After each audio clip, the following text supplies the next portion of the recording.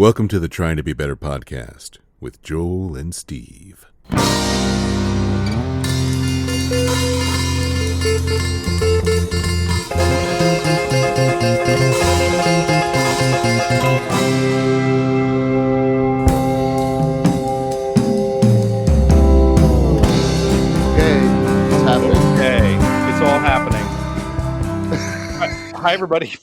Hi, everybody. Welcome to the Trying to Be Better podcast with Joel and Steve. My name is Joel. And I'm Steve. And this is your favorite podcast. Welcome. It is my favorite podcast. How'd you know? It's up. It's top 5 for me. Top 5. Oh, good. It's top 5. Yeah. We were just kvetching together, and then I noticed Steve's video is weird, so I'm staring at a frozen face, but I can hear you just fine. Am I smiling, or is it like a grimace? It's like right now it's kind of like a half smile. It's a little bit of a sly grin. Oh, good. I can handle that. Okay, good. Yeah, and there's a smile. Now, if we can just freeze it there, that'd be great. Okay, I'll see what I can do with the internet. Find us on Instagram, everybody. We need some more Instagram followers so that we can have a partnership with like Celsius energy drinks or something. Oh, that's a good idea. Yeah. At Trying to Be Better podcast. At Trying to Be Better podcast. Yeah. Find us on the grams. We do have an email address still. Yes. It's TTBB podcast @gmail.com. And if you send us an email, I will send you Trying to Be Better, a limited edition Trying to Be Better podcast sticker. Please allow 68 weeks for delivery. Yeah, and in the case of my friend Armando, please allow 3 months. I finally got a friend and past guest Eric Delaney his stickers after almost 2 months, and I see him like twice a week. I know. I need to. Armando, here's my formal public apology. Your sticker is in my car. It's not in the mail, but it's in my car. Which is close. I mean, it's... At any point, it could be put into a mailbox. It could be. Primed and ready to be... Locked and loaded, baby. Yeah. Oh, they sell... Like, if you go to a United States post office, you can buy an envelope with a stamp already on it. That's amazing. I know. It's amazing. You don't even have to... That would mean that I would need... a stamp. You can just... throw it in there and address it, and you'd have to write his address though. And I mean, that's kind of a lot. The 5 to 7 minute wait time at any U.S. post office right now is too much for me. I mean, I love you, Armando, and we text, but my love does have limits, you know. And standing in line at the post office, a little outside of those bounds. I love you a lot, but not that much. I'm pretty sure that you can buy those envelopes out of the self-service machines at a post office. Don't make this Hey, Armando, I'm just trying to help at Joel's expense. Armando knows how to guilt me better than anybody. He still brings up the fact that I slept. Accepted.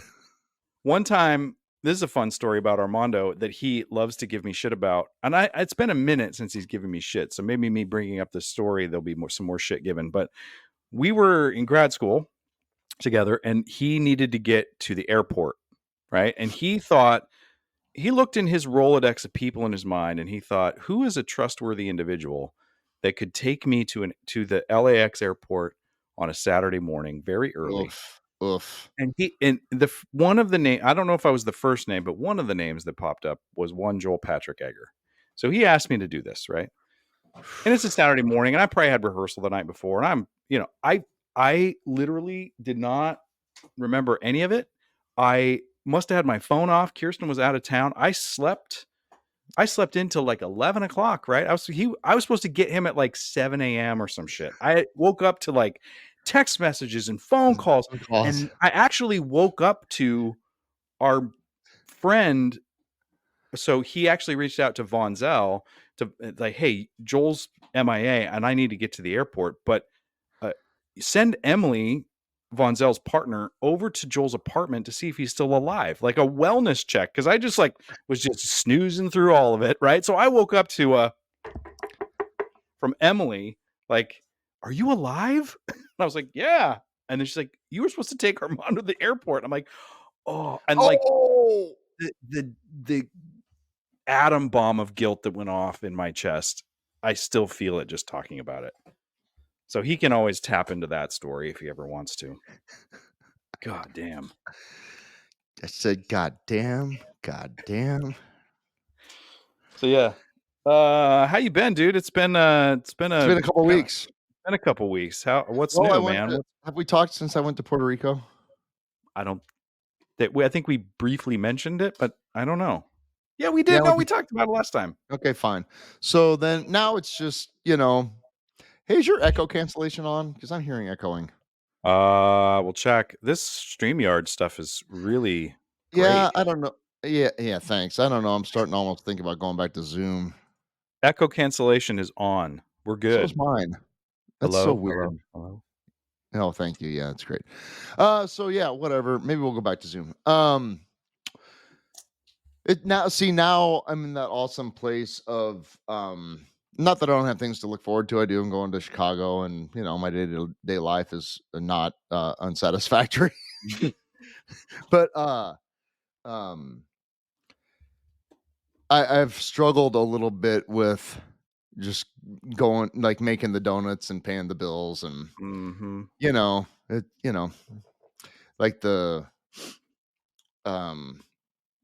was I don't know if pink cloud is exactly the right term, but anything that's like new and fresh and kind of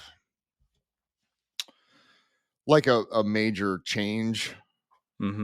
Right. Well, now it's just, that's not that I'm still kind of thick of certain things, but it's just been kind of a little bit of malaise, maybe.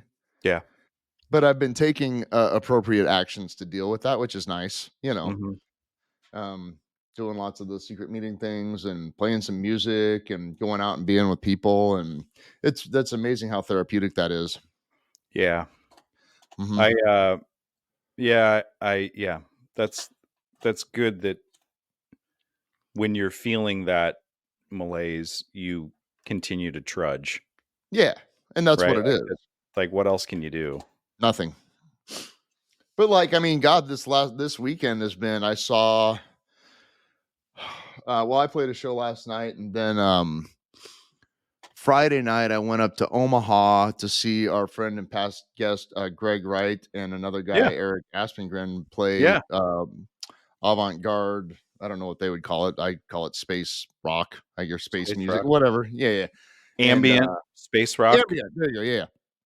Is it ambient or ambient? It depends on what part of the country you're in, I guess. Okay, fine. Or whether you're in England. I'm a solid Nebraskan, so we're gonna go with ambient. Ambient. Exactly. Take ambient and go to an ambient show. Right. Pretty much. Wash our car on the way there. But yeah, I was at this place called Project at 18th and Vinton in Omaha, and it's a really cool, extreme indie art space. You sent me a photo. It looked like just a plywood box. It was a plywood box. I'm here for that.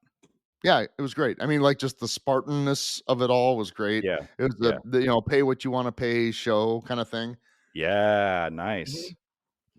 Yeah, so that was really cool. And Greg and Eric did their thing, and my hat's off to Eric. Is kind of a music guy around town, and but he hadn't played the show in a long time, since he left Red Cities. And Greg has never played a show out.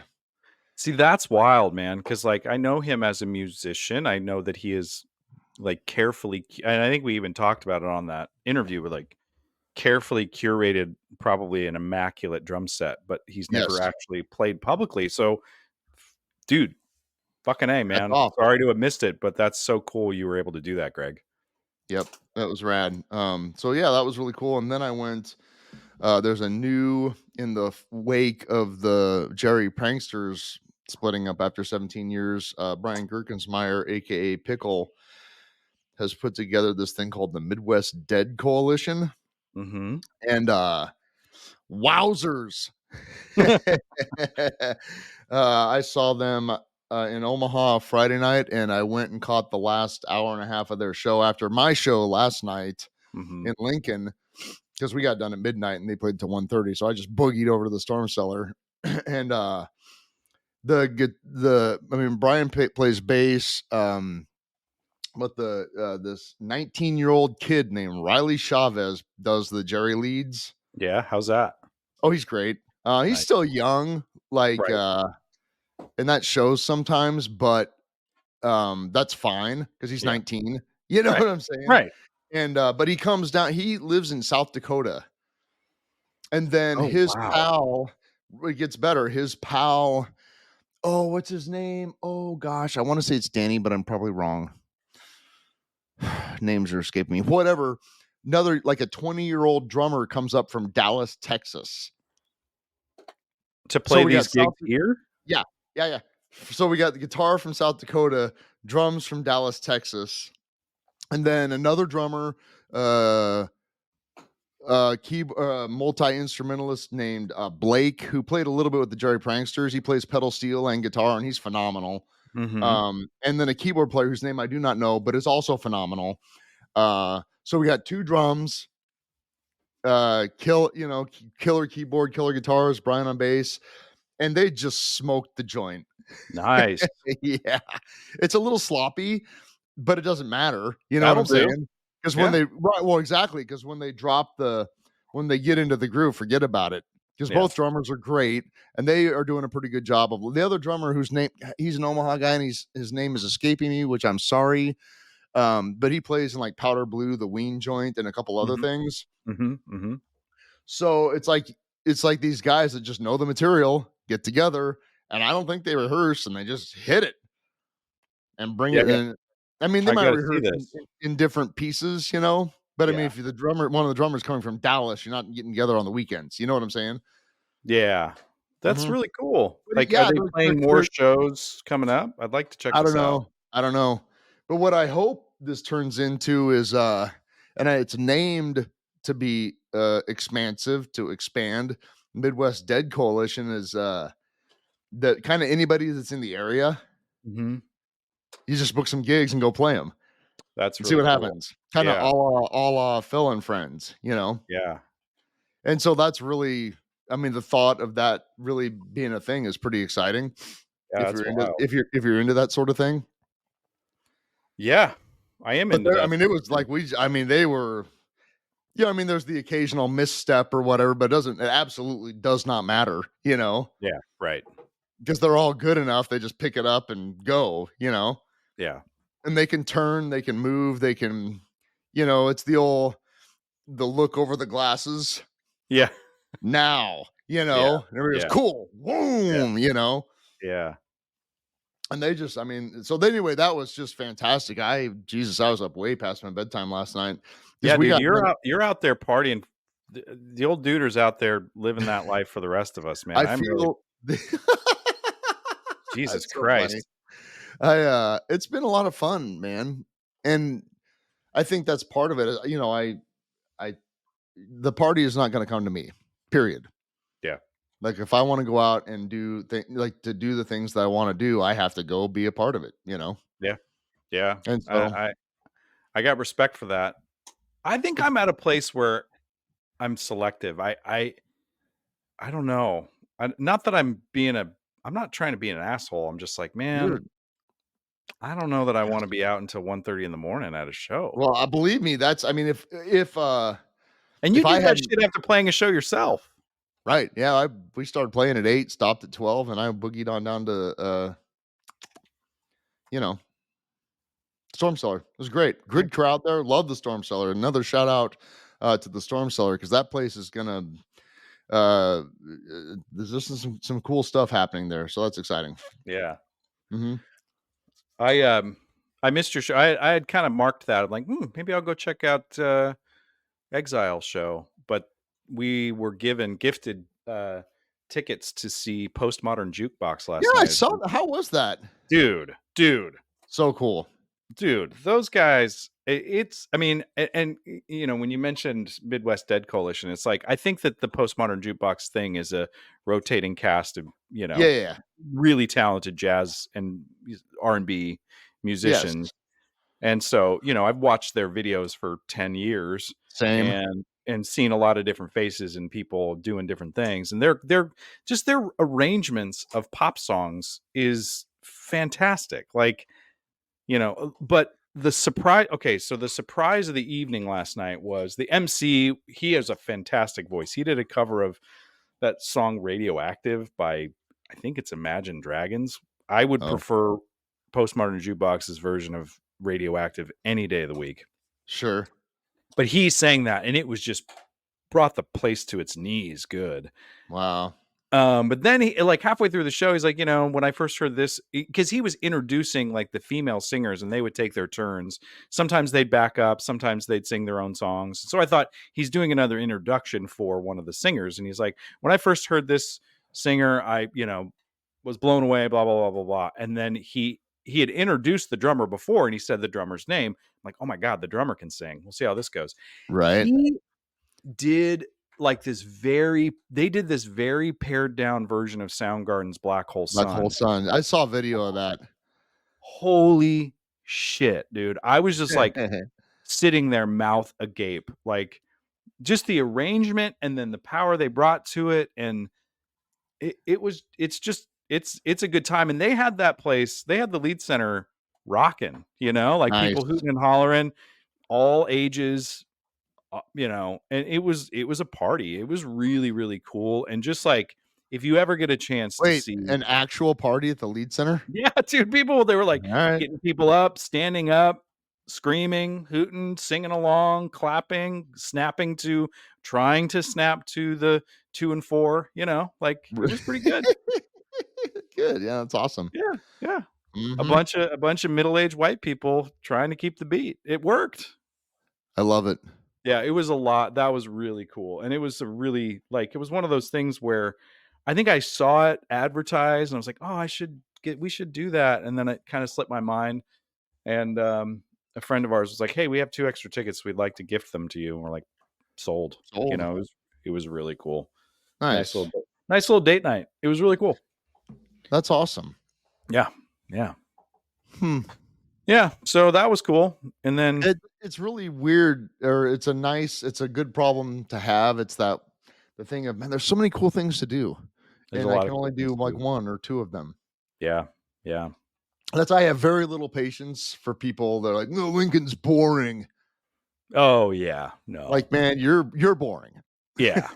The problem is you, pal. I went out, and it's too late now for anybody to see it. I think there's a by the time this airs, it'll be over. But I went and saw a one woman show produced by Angels Theater Company. Oh, yeah. Because the artistic director, Timothy Scholl, we should have him on. We really should have him on. I think you've said that before. I know. I'll make that happen this week. I also need to reach out to, anyway, go. So he reached out because he's like, you know, this is a playwright, you know, that I know, and it's a new work and it's a 1-person show. Do you have any students? Do you want to bring a group? So I was able to kind of cobble that together. I mean, the students are kind of overtaxed at the moment, but I got a few of them together to come see the show. We went to the matinee last Sunday, and it was phenomenal, you know, and it was at Blixt Arts Lab. Blixt. I think it's a Swedish word for lightning. But that was started by my friend Becky Bozen and Petra Walquist. I think I'm saying her last name right or wrong. I don't know. But they started this little performance arts space similar to maybe Project. It's not plywood, but it's like just painted black walls over in the Uni Place area over by Wesleyan. And they put up a 1-person show over there. And I knew some of the people that had designed for it. I obviously know Timothy from working with Angels before. And it was this really cool 1-woman show. And she was fantastic. And it was like this really nuanced story about this stenographer in, you know, I believe World War II, and this like love story as she was telling it. And it was, you know, usually it's a 1-person show. You're like, oh, it's just somebody talking about the past, but it was very active. It was great. It was really cool. So yeah, you're right. If you're sitting around in Lincoln, and you're like, Lincoln sucks, there's nothing going on, you're just not looking for it. Right. Just got to poke around, my man. You just gotta poke around, dude. Yep. Lots to do. Yeah. Have you been enjoying this nice weather we've been having? Yeah, my dog has been enjoying the nice weather. Yeah, I saw a lot. There was lots of Maven on the socials this weekend. Well, we took her to the big dog park yesterday. Yeah, how was that?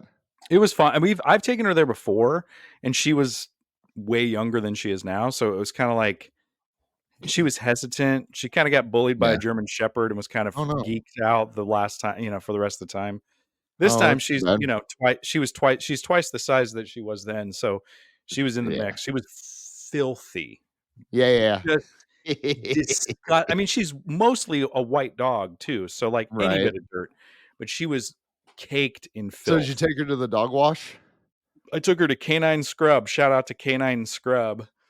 Is that the place in College View? Yeah. It's like a, self-serve dog wash place. But was it fun? Was it fun washing her? She hates it. I mean, maybe she's I have that I'm sure there's a word for it, but like that satisfaction of like when you're like power hosing or washing something that's really dirty off, and then you just see all the dirt go down and it's just clean. Like that's one of my favorite things. I did appreciate having a clean dog because of how disgustingly filthy dirty she was. Sure. But she doesn't do, I mean, maybe we just need to continue to go to those places. Like, she's not one that loves a bath, and she's, I don't know. She doesn't get that. Yeah, she doesn't really get that filthy dirty. So we end up using dog wipes a lot instead of bathing her a lot. She needed it. Oh, right? She's short haired too, so you can do that. Yeah. She needed it. Yeah, like they had like, I saw like golden retrievers in there with like long hair. It's like, you'd have to do that. You have to get a membership, just do that once a week with that. But she was in there just like, thinking we were gonna slaughter her or something. I don't know. She was really geeked out. The dog to the abattoir. Yeah, she was. Watch out for the rotating knives. Yeah, she doesn't do it very well, but I think she appreciated the fact. I used to take our first pug, Maggie Maggie Pie, to the dog park, and it was the funniest thing because I mean she's a little 20-pound smushy faced, Yeah. So I started it off in the little dog area, and fucking little dogs, man, with the yapping and the nipping, and she was like, "I hate this," and so we were just walking kind of out of there and took her into the big dog area. Yeah. And this, I don't even remember what it was, but it was a big dog comes running over to her, and pugs are little stocky things, and she just kind of braces, right? Yeah. And this dog runs up to her and stops right in her face. And Maggie's like, "What?" And the dog's like, I nothing, I guess. And so she like did really good out in the big dog area. Because the dogs are like, "You're not a threat to us at all." Maven's all fun, right? Like there's no aggression from her. So like every dog she does the puppy stance with and like play stance. Like, let's play. You want to play? We play? We're doing this? Play? Yeah. Let's go. Everybody there, including the humans, are all dogs at her play disposal. Sure. Yeah. That's great. It is good. I wish she had a little better recall in those scenarios, but and it's also like, I don't know, man. Not everybody's dog is for the dog park. Luckily, yesterday was a really great batch of folks. Sure. But I've been in places where I'm like, man, you really do not need to be bringing that dog to a dog park. Like, and then just like the dog's beating up on everybody, and then the owner's like, I don't know what to do. I just bring it here to get it energy out. I'm like, well, that's why control your animal, man. Well, it's also like, that's why your dog doesn't know how to behave around other dogs, is because you don't know how to behave around other people and other dogs. It's clear that this is, a one-way street here. If you dog training is actually human training. Oh, 100%. Yeah. 100%. I had coffee this morning with a mutual pal, Austin. He's in town. He's got some family health stuff going on, but that's his job now. Like he just trains dogs, and he had his dog with him who traveled on the plane with him as a certified service animal. Yeah. And we were talking about that, like, you know, what you got going on internally, the dog will show externally pretty 100%. much 9 times out of 10, you know? Yep. Yeah. When I lived in Lake Tahoe, I could use some more coffee apparently. Plus late night. Anyway, in this house I lived in, there was a dog. It was a golden retriever named Mr. Pup. And Mr. Pup was kind of the house's mascot. He was an older dog and a little overweight, but Mr. Pup was just this ray of, like, wherever Mr. Pup was, people were happy. You know what I'm saying? Right. Because you're always glad to see Mr. Pup, you know? Right. And we were down at the beach one time, and there was, you know, dogs all over Lake Tahoe of various levels of ownership, I guess, you know, like just strays and just dogs, you know. Right. I'll never forget, we were down at the beach, and down the beach a little way was these two packs of dogs that were starting to like face off. Yeah. Right. Like it was going to go down. There was going to be like a situation with biting and, you know, aggression. And Mr. Pup like sees this and literally like went booking down the beach and stood in the middle of these two groups of dogs and barked once, spun around a couple of times and barked again, and then took off down the beach. And the two groups of dogs were like, "Oh, we're playing, sweet!" And they just went booking down off after Mr. Pup. Oh, like that's he literally great. Just stopped an altercation. Yeah, like, dudes, you can fight or we can play. What's it gonna be? Yeah, this is not the place for that shit. Knock it off. We're here to have a good time. Pretty much. Everybody take 2 steps back. Kinda, and then let's play. Yeah, exactly. We were just standing there like, okay, that was amazing. Yeah. I've seen that. I've seen that. Like Maven, we take her to the Urban Hound Dog Bar all the time, and like we see dogs that kind of like referee the situation. If things are getting out of hand, there'll be the dogs like, we're not fucking playing like that, and then it kind of smooths itself out. It's cool. Dogs are smarter than people. Well, it's the emotional intelligence part. Yeah. You know what I mean? Like they're just literally emotional. They've evolved to be emotional channels as a way of survival.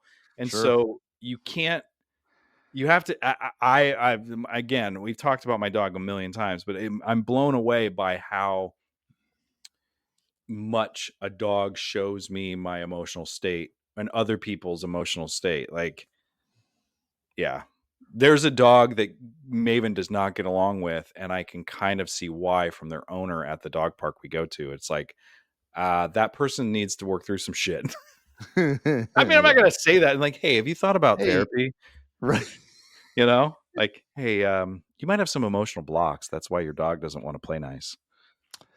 You should say that and just see what happens. Yeah.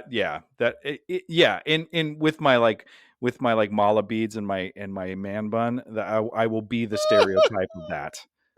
Oh, you should be. That would be hilarious. But you'd have to do it, you know, ironically. I don't know that I can. I think I'm such a truthful actor. It'll just come across as being a pretentious asshole.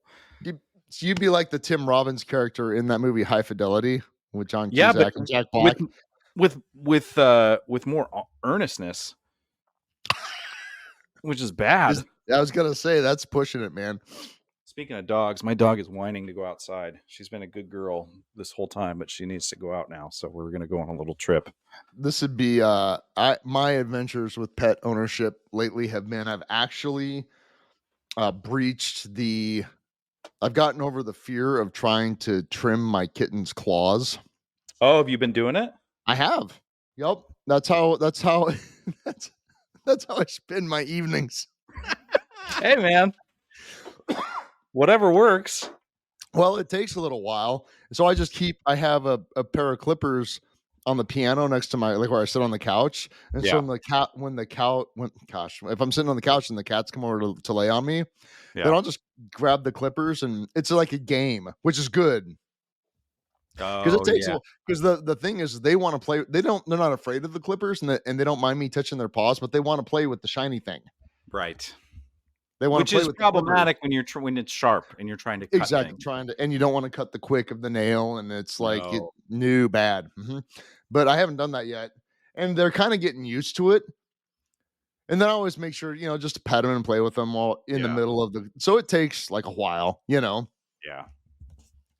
But that was yeah, it's actually it's going better than I thought it would, because I was frankly terrified of the little shits, because Well, I remember doing that after trying to give them pills when I first got, like, I mean, it hurt. It was I was like, oh my god, the ferocity level. Oof. Anyway. Yeah. I remember trying to clip, I think it was Colin and his former partners. They had a couple of kittens all at once. And I remember, like, they were little younger than your cats are. And we like got a tea towel and like rolled them up like a burrito so that their paws were kind of sticking out. And that's how because otherwise they would freak out. Yeah. And cut you up. That's what I'm saying. That was my experience trying to give them meds. Was like, it was terrifying. These Yeah. little 4-pound hell balls. Like, I just, oh my God. Like, I've never had a dog like nip at you a little bit. Like, I don't like that. Stop. The cats were like, I will kill you. I will kill you. I will kill you. Uh-huh. I will stop at nothing. Yeah. It's me or you, pal. And I'm sharper than you are. So let's go. Wow. But yeah, it's really cool now. It's kind of like they don't really seem to mind it. They just want to play. Well, so that's a really good development. Yeah, for sure. And weirdly, they're a lot less sharp when their nails are trimmed. Yeah, that's the case for trimming rather than declawing, right? Sure, yeah. Oh, yeah, declawing seems awful. Well, I mean, it's kind of like if you were to cut your fingers off at the knuckle. Yeah. Oh, yeah. No, not okay. I mean, everybody does their own thing, but right, yeah. I feel. Yeah, there's. I would rather put up with the occasional scratch than do that to my bat cats. Yeah. I'm a fan of non-declawing. I mean, everybody's, Oof. you do you. You do you, but right. I think but I'm going to judge you just a little bit. Right. Oh, for sure. 100%. But I won't say it to your face. I'll just internalize it, and it'll turn into a, indigestion. For you. Yeah. Yes. I think it's a healthy sign that you and I aren't complaining about the sad state of the nation right now. We're talking about our pets. Throw it on the pile. I mean? Yeah. What? Well, which part? I said throw it on the pile. It's like, yeah, I don't even really care. Yeah. Well, here's the thing. Hi mom, if you're listening, but like I went over to my mom's house the day of the Super Bowl shooting thing. Yeah. Have we talked about this? I was just like, I refuse to be sad about that. You and I talked about this privately. Oh yeah. Just because I don't. It's like, this is what we asked for. Yeah. Whatever. This is our new normal now. There's going to be people shot for stupid reasons because we've taken away mental health care and given everybody guns, including in Missouri where like kids can have guns. Yep. So it's like, well, what the fuck do you expect? Can the human psyche take on that much injustice? I mean, no. You can't. Mary Stankiewicz has been talking about that a lot lately, thankfully, because that's been really helpful for me. What? Mary Stankiewicz. Oh, yes. Like, there's just so much. The levels of horrificness happening all over the world right now are pretty high. Yeah. And so, you're like, how do you not melt down? Where do you put that? How do you not melt down? How do you engage? And how do you? Well, you have to engage, but you can't. I think what I'm going to do is go buy some guns and a big truck, and then deny everything. Yeah. And blame it on immigrants. Yeah. That's what I'm going to do. It's probably the immigrants' fault and the poor people. Yeah. I think it's. I don't know, man. The last 4 years have been such a chaotic shit show nightmare that it's kind of like I don't even. I will pick up. That's the thing. I'm not a ostrich with my head stuck in the sand, but I'm not going to get bent out of shape about this election cycle because I think it's totally fucked either way. And totally. You know what I mean? And so it's like, okay, where can I do some good? And it's like, I think it's the recent death in the family has realized there's a lot of impact you can have to your community by being compassionate and loving to people that are struggling and suffering with just day-to-day humanity. That stomping around my house, yelling at MSNBC and scrolling on Instagram is probably not actually fixing anything. So I can try to be there for people, and I can also disengage from people that I don't really want to engage with. I think if you just scroll harder. That's really fucking. Well, maybe get on another social media platform. I'll shut that one down and open another one and just keep scrolling. And then it's like, yeah, if you scroll faster and harder, do you get to the bottom where they're the answer? Is the answer?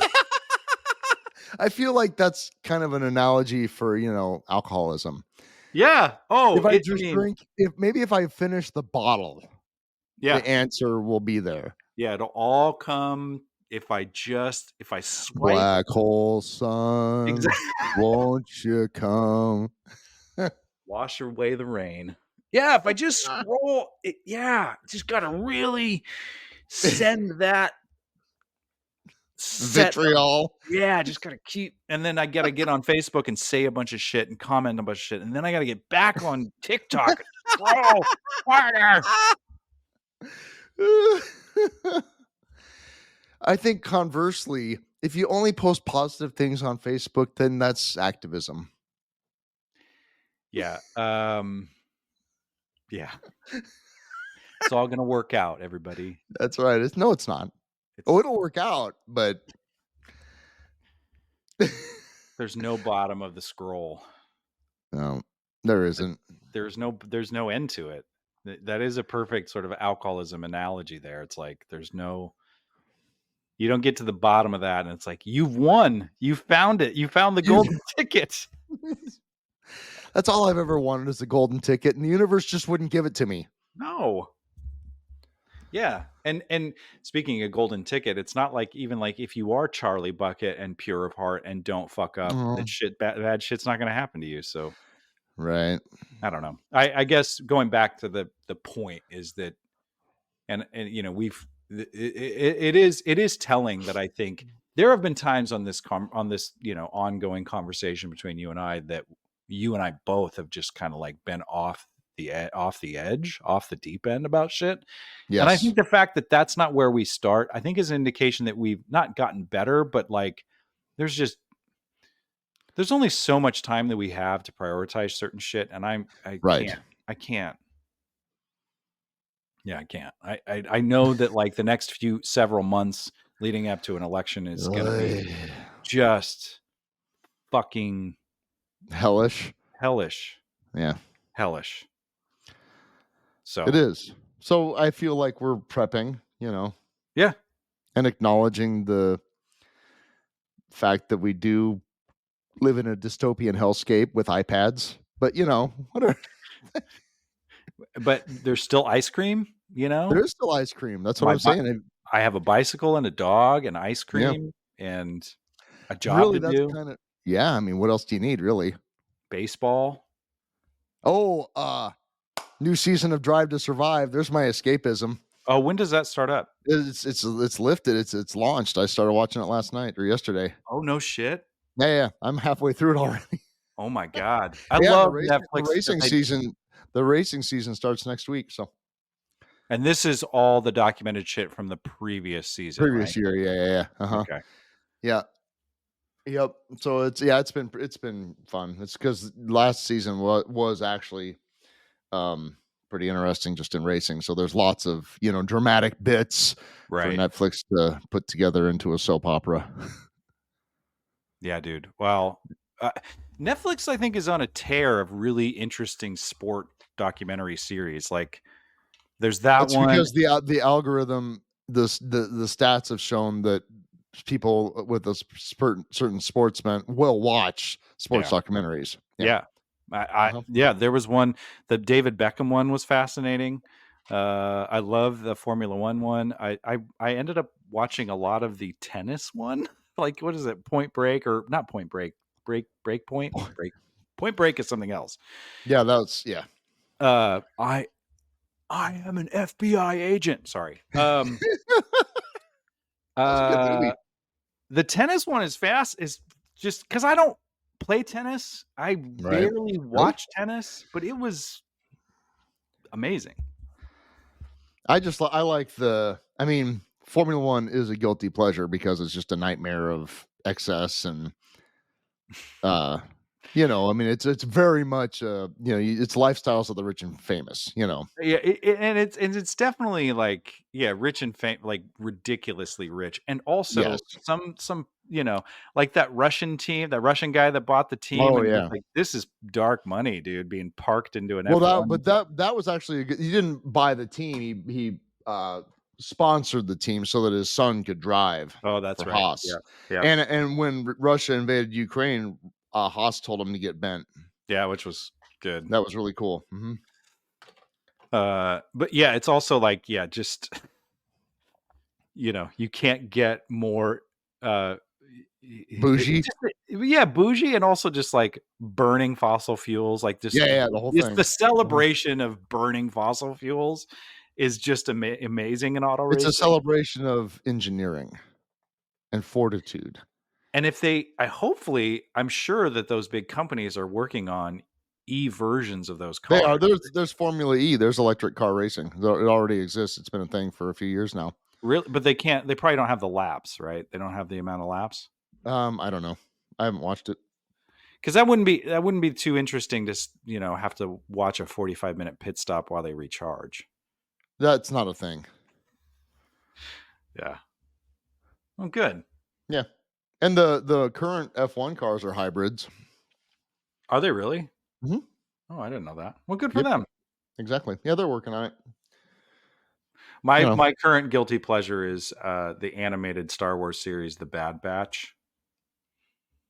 How many Star Wars series are there? There's too many. I don't care. How many animated Star Wars series are there? A lot. I don't care. Good. Okay. Perfect. I'm one of those people. I don't like get out my my pocket protector. Sorry, I don't want to. God, I love all nerds.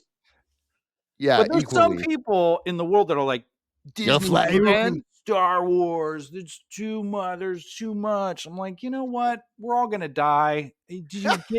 Just enjoy some shit. Here's some money. Go see a Star Wars. Go see a Star Wars.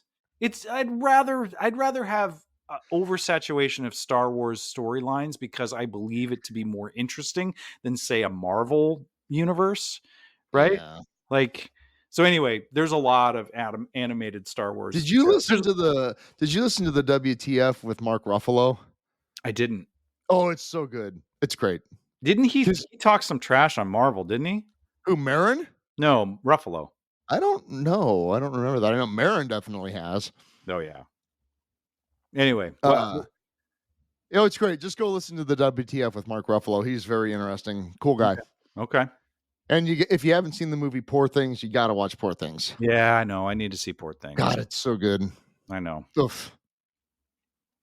What else am I into?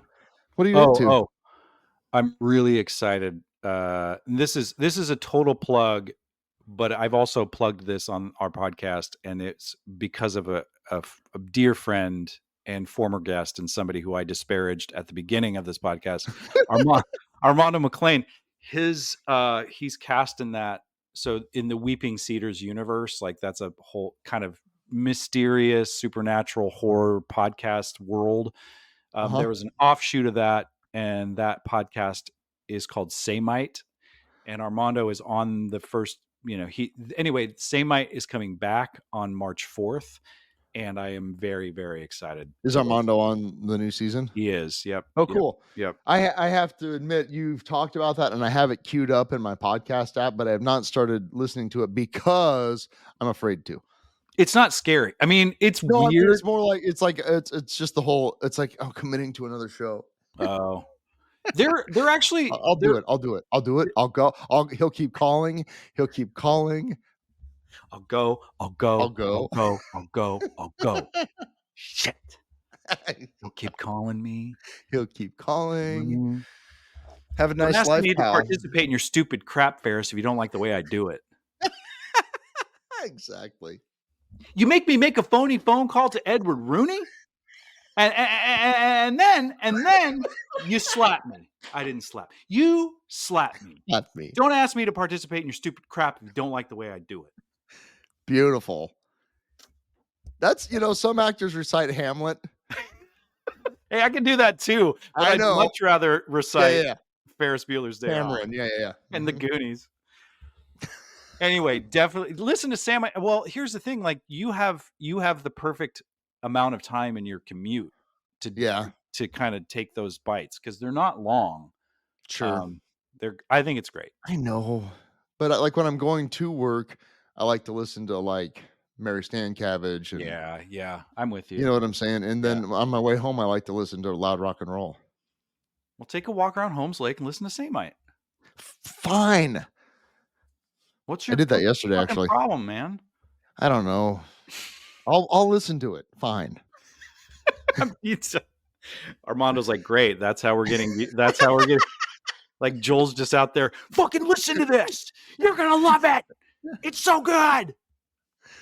Well, any publicity is good publicity. Right. Like Sam Kennison energy ever got anybody to do anything. You just keep saying the word Samite.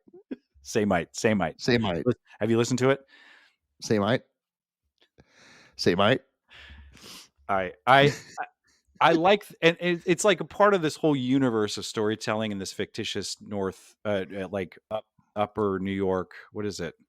Upstate New York fictitious town called Weeping Cedars. And so they have the Weeping Cedars podcast, which is this whole other thing. But this is kind of an offshoot of that. And no hate on the Weeping Cedars world, but the Samite offshoot is just fascinating to me. All right. Yeah. All right. Are you caught up in the Twin Peaks nostalgia that I've seen all on the Facebooks? I'm caught up in the nostalgia because is there an anniversary or something? Well, it was February 24th yesterday. And help me. Why that's because what's his name's fuck. Yeah, the actor. Yeah, but the character, Agent Cooper. Agent Cooper, when he on the first episode, he's like February 24th, 11:30 a.m. entering the town of Twin Peaks. That's right. Okay, yeah. And I can hear Kyle that. McLaughlin or whatever his name is. He goes to that town and drives past the sign on February 24th at 11:30. So cool. Okay, that's what I was seeing. All right, I kind of figured that was it, but I was having a hard time putting it together. But when you said caught up, what I'm not caught up on, and I have a dear friend of ours that just shared their Paramount Plus password with Showtime. I have not watched the reboot, not reboot, but the late stage sequel of Twin Peaks. I haven't watched that series yet. Ooh, because a few years ago, is it good, or is it like Blues Brothers 2000-y? I mean, it's the sequel that absolutely did not need to be made. Ever. No, I don't think it's like that at all. I think it's, I think it's David Lynch did it. Like he directed. Oh, okay. Mm-hmm. And Dan Aykroyd did Blues Brothers 2000 too. So that's true. Anyway, I digress. But yeah, no, I haven't seen it.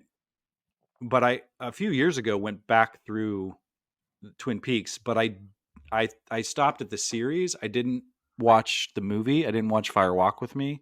So I need to watch Fire Walk with Me again, and then I can start the new series, the most recent one. Like it's 2017. God, that's such a head job, that whole show. Dude. Especially that second season or whatever. Oh my God. It's like you think that it's an acid trip, and then all of a sudden the acid actually kicks in the second season. You're like, what the fuck am I watching? Right. I love it. Uh-huh. Yeah. Masterful. Yeah, for sure. Mm-hmm. I just got uncomfortable just thinking about it.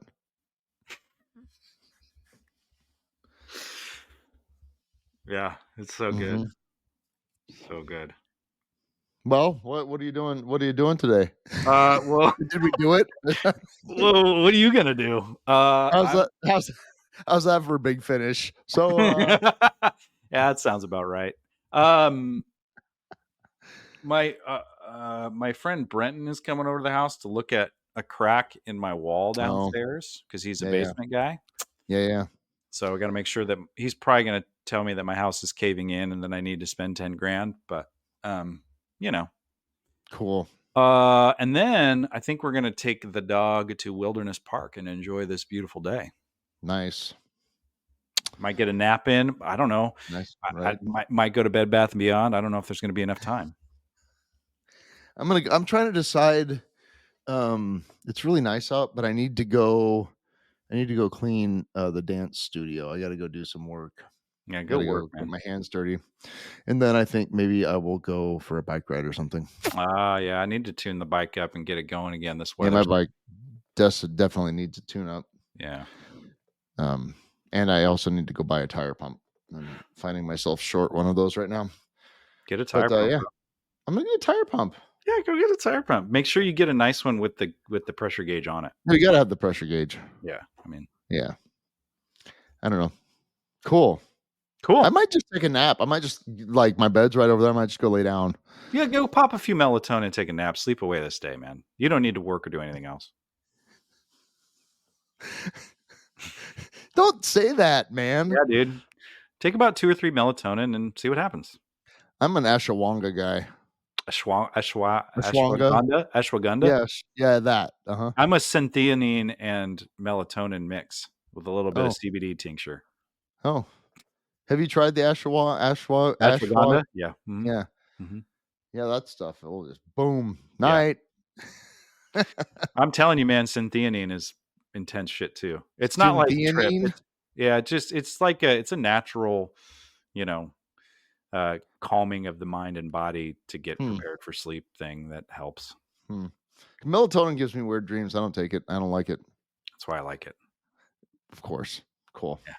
All right. All right. Well, Joel and I are gonna go get weird, and as weird as two normal people will get.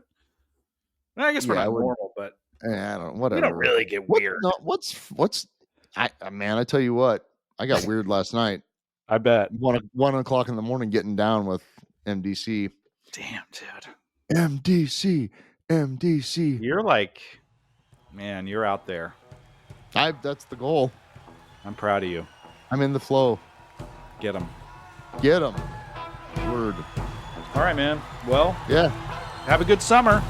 That's right. I'll talk to you later. All right, bye. Bye.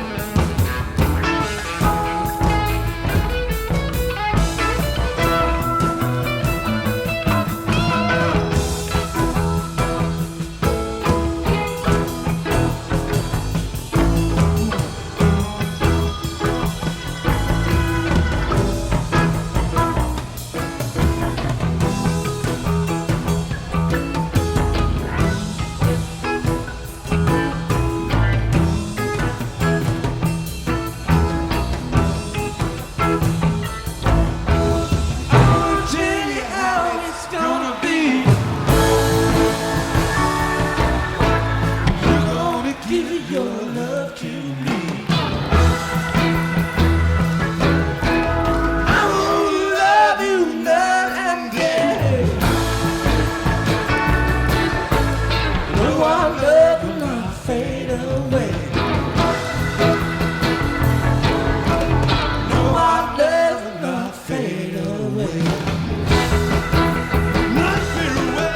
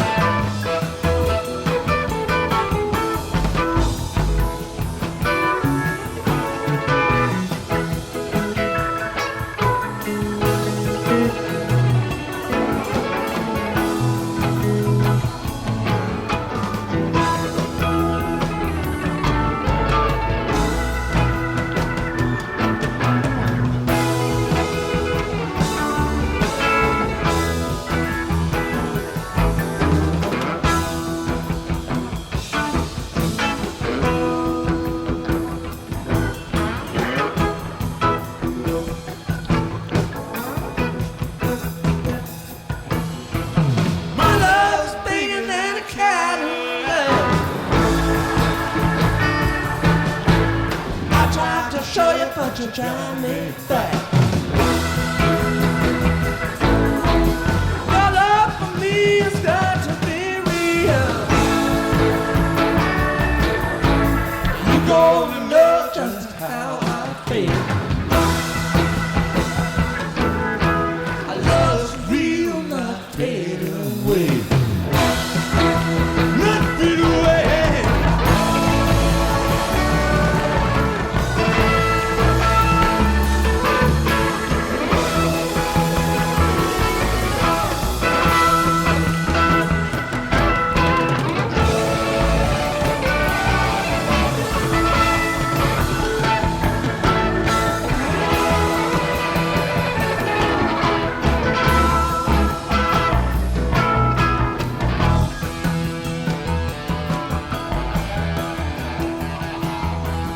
Don't forget, toot your hooter.